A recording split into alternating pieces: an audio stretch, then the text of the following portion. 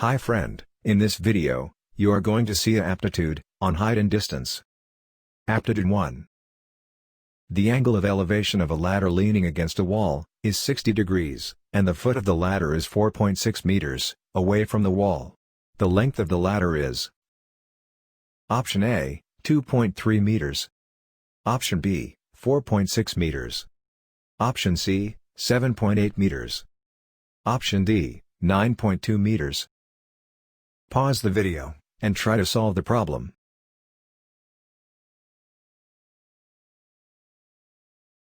Answer, 9.2 meters. Explanation.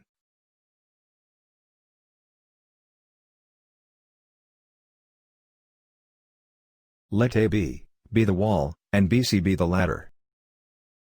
Then, ACB equals 60 degrees, and AC equals 4.6 meters.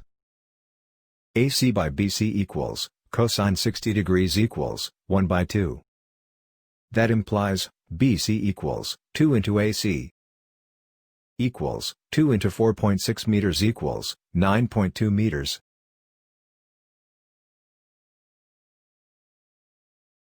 If you like this video, don't forget to like, share and subscribe.